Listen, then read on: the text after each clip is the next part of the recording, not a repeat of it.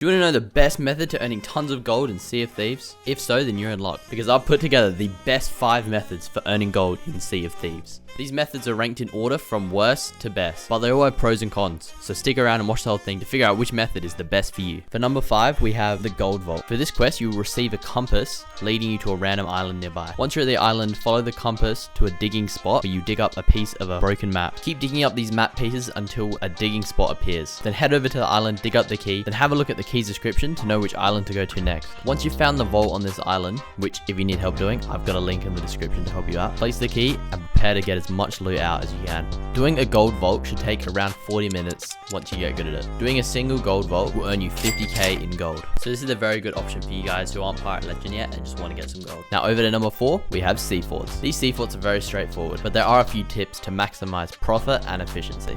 If you want to do these sea forts and earn the most amount of money possible, you need to raise that Reaper flag. Then just sail on over to the nearest sea fort to you and begin. The best weapon combo for doing these sea forts are pistol, sword. The pistol has the fastest reload time out of all the weapons and will one-shot all the ghosts. And the sword is just obviously very easy because it doesn't have any ammo. Once you get the hang of them, these sea forts shouldn't take you any longer than 5 minutes. These sea forts are spread around the map, so the hardest part is just sailing between them. To get grade 5 Reaper, which is what we'll need to get the most profit, you need to complete 3 sea forts. Doing this should take about an hour because the time it takes to put the loot on your boat and sailing from fort to fort. Doing this sea fort method should earn you a little over 100k per hour, so it is a very efficient method for earning gold. And for number 3, we have merchant shipments. When you start this quest, you'll be given a map of a route that a ship took before it went missing. Follow this path until you see birds in the distance. Go over to the birds and there'll be barrels in the water. One of the barrels will have a clue to what happened to the ship. Keep following the clues, but as you're doing so, look out for a captain's key because that's how we're going to get most of our profit from this mission. Once you've found the key, you can just head straight to the ship's final destination, and nearby there will be birds in the sky telling you that that's where the shipwreck is located. Grab the captain's key from earlier and dive below. Go to the captain's quarters and unlock the locked door, and you'll be presented with a bunch of merchant crates. Also, don't forget to grab the book from the skeleton who will be located somewhere in the wreck. This quest takes about 20 minutes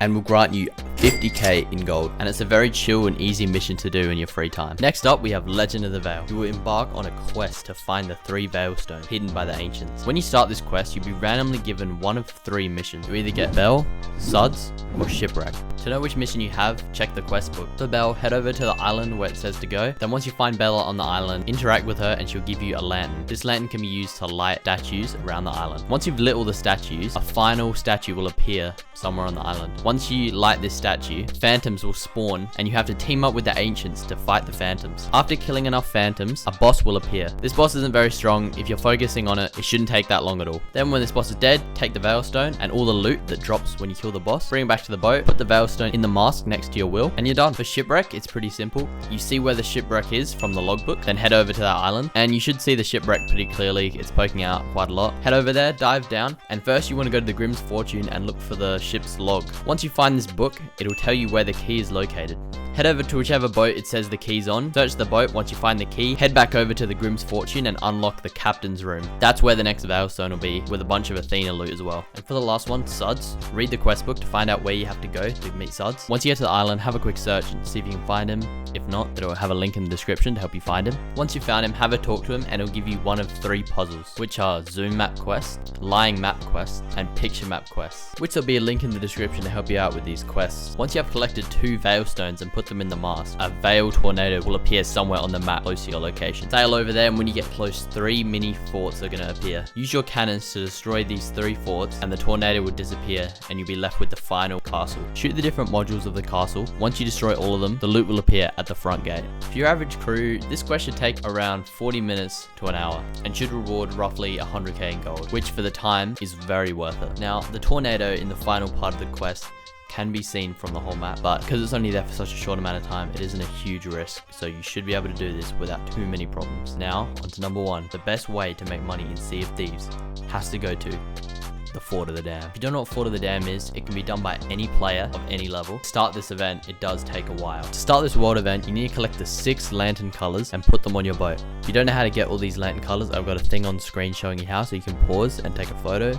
or note it down. Then you need to go up to Fort of the Dam with a ritual skull, which you can buy a quest to dig one up from Lorena at an outpost. Once you have the skull and all the lantern colors, go up to the top of the fort and light all the lanterns to their respected colors. Then put the skull on the skeleton with no ahead and it begins. The best part about Fort of the Damned is that you can do it as many times as you want, and if you've got a good crew, it should only take around 15 to 20 minutes. A single fort will give you 150k gold with a grade 5 Reaper, which means per hour you're going to be earning 600k if you're efficient. But it is a massive risk because of the huge skull in the sky, and people know how much money you're stacking. If you found any of these methods helpful, make sure to hit that subscribe button and like the video.